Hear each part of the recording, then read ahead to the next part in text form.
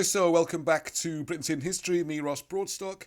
I'll just do a short reading from some early Wilson and Blackett, right at the heart of it all. King Arthur, King of Glamorgan and Gwent. It's an interesting little piece on page 50 if you're looking for it. And this is looking at the location of Cornwailes, which gets confused with Cornwall. It's Cornwailes. Alright, so that's what we're looking at. You'll see it on this map, which is in the book. The only slight change you might notice, there's a slight change, see if you can spot it from the book. Right, this Sunday, we're doing an extended programme looking at some things from this book. That'll be the Sunday live show. Getting to the real roots of it, who the ancient British kings were. Anyway, so let's sit back, listen. No analysis, discussions, read it straight out of the book. The major difficulty in unravelling the story of ancient Britain is to follow the changes and mutations of names of people and places. The outstanding name confusion with the Arthurian legends is that of Cornwailes. When the first King Brutus led the ancestors of the British into their future homelands, his chief lieutenant was a chieftain named Conan, to whom Brutus gave the land of Cornwallis. Now this was North Wales, and has to be clearly understood, otherwise the confusion will remain.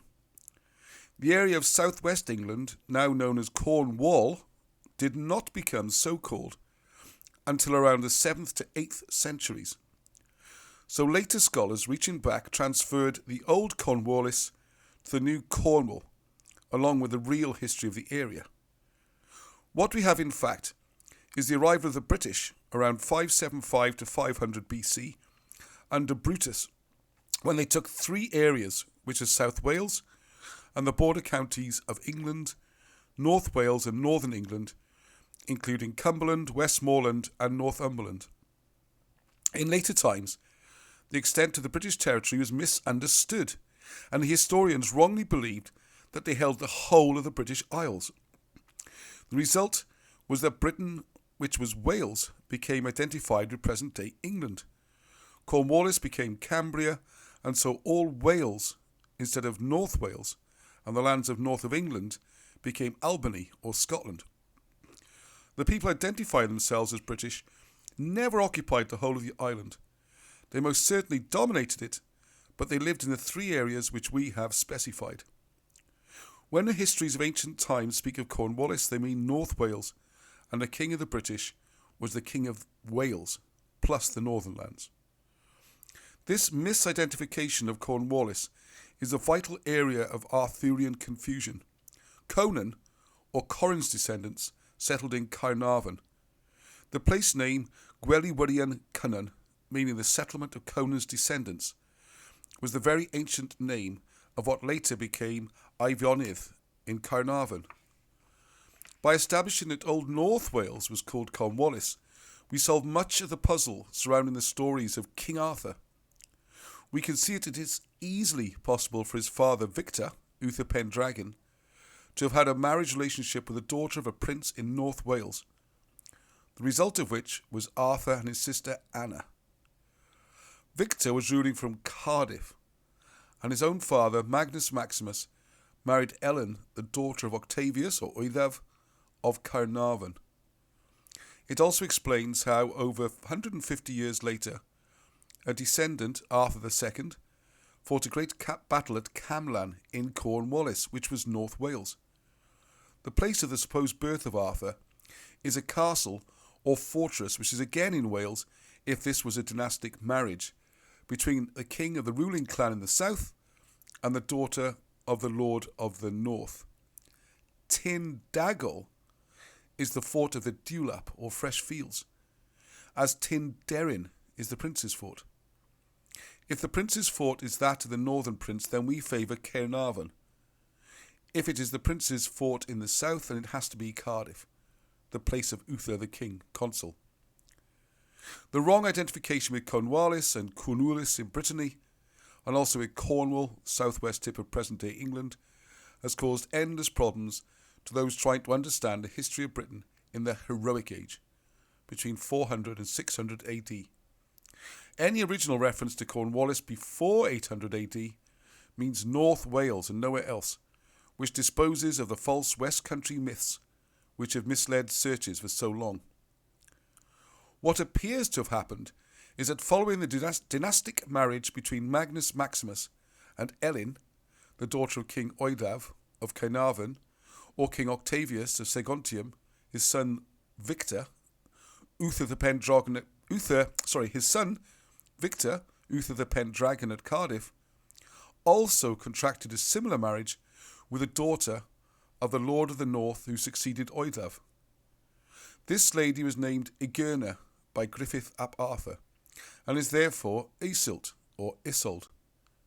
Her father is named as Gorwal, and this is also translatable.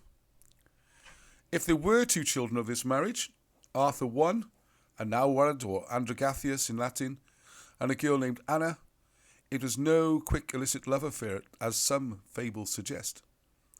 There is a remarkable parallel, as 150 years later, the second Arthur was born as son of King Meirig of Glamorgan, and he also had a sister named Anna, who was married to St. Istid.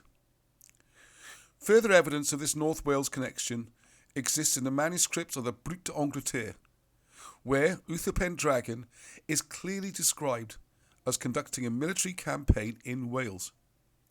The Brut is quite explicit that the campaign was directed at clearing Irish settlers out of North Wales.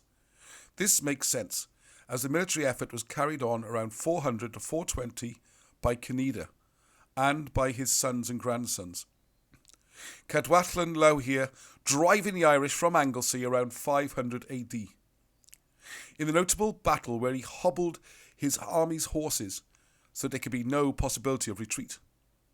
The modern English Cornwall tales of Tintagel do not make any sense and are patently false. So once again, it is all a matter of names. We have Damonia in England and Damonia in Brittany. We have Cornwall after 800 AD in England, and we have Cornwallis in Brittany ages earlier, and ancient Cornwallis in North Wales from around 550 BC.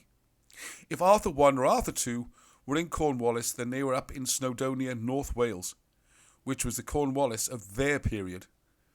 The confusion of modern times is understandable, as some ancient and medieval historians made correct readjustments to name changes and others did not.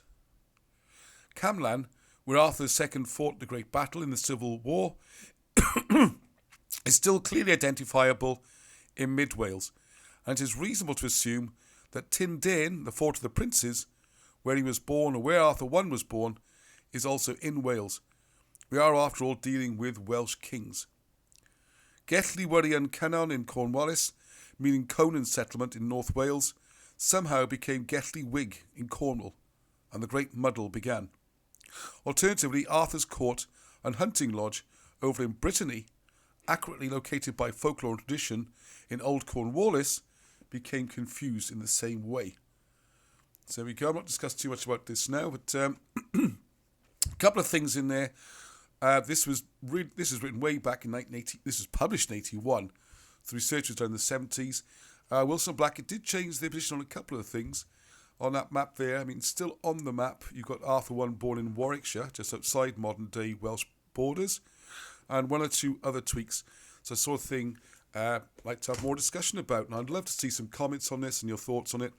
And we still do have a few copies of this left via the website if you're interested in getting your own copy. So lots more from Wilson and Blackett, and till the next time, Heddwch.